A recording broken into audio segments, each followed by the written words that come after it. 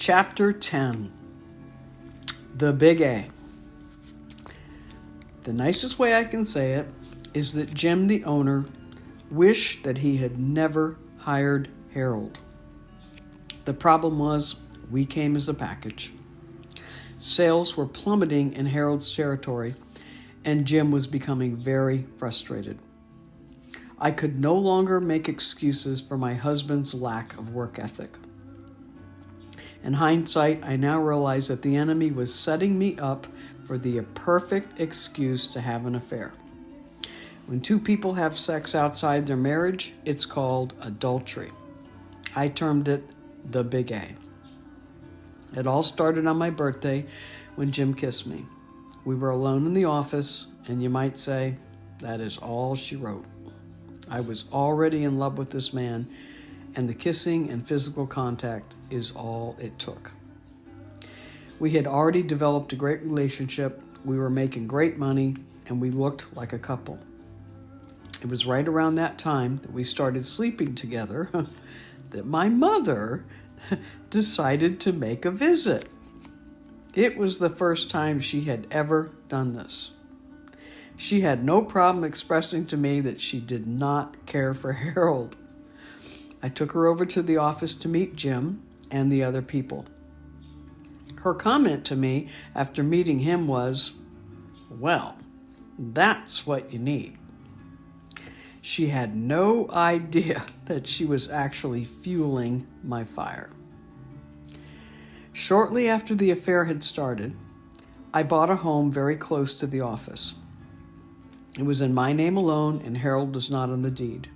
This was mainly because of his credit and the fact that he did not care whether we had a home or not. As always, it was my initiative. The house was a very unique Victorian home built in 1889 with a carriage house in the backyard. I had been praying for the house, and God answered my prayers.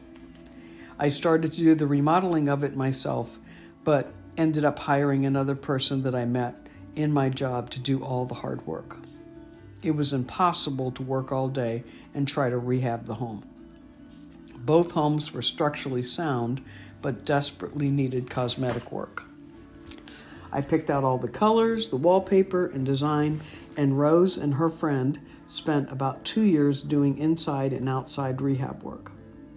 I also had an awesome artist friend of mine paint a sign in the shape of an open book that said, "Jesus answers prayer."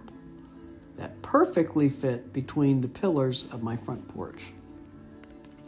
I had become an expert in refinancing the home to pull out cash and turn around and put it back into the property and pay for the labor. I also was renting out the back house, which paid for a portion of the mortgage. I had become very set on having the most unique home in the town. I was competing with my neighbor who had spent hours on his Victorian. The spirit of pride was rising up in me big time. I was now part of the American epidemic of keeping up with the Joneses and trying to outdo them. I was also guilty of using the house as an ATM machine.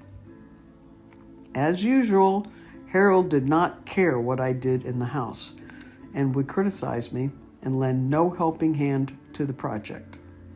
We had separate checking accounts, and I paid all the bills. He lived upstairs, and I lived downstairs. We were two prisoners in the same home. I also realized later that I was desperate to create a home because our marriage was a plastic joke. I was acting out what I had longed for with material things, thinking that they were going to make me happy.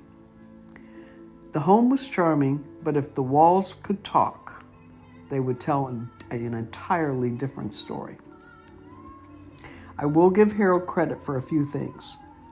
He was an awesome, honest bookkeeper. He also taught me the principle of the tithe. That simply means that God gets the first tenth of your income. I personally tithe on the gross. I started this practice as soon as I started working in the South Bend dealership. I attribute my financial success to tithing and giving God first fruits. It's the only place in the Bible that the Lord says, "Test me, prove me." I thought about leaving Harold many times and suggested he return to his parents' apartment. I did not want to rip up Jim's marriage. I had met his wife and children, and I simply could not do that. I rationalized that what I was doing was all right because, after all, I was taking care of Harold. Jim was taking care of his wife and kids. Nobody was getting hurt, and I was actually stupid enough to think that Harold cared for me. My other reasoning for not getting honest about how miserable I was feeling was that I was afraid that God was going to punish me for leaving Harold. The reason being was that Harold was the one that asked me to the church. This is what I now call religious bondage.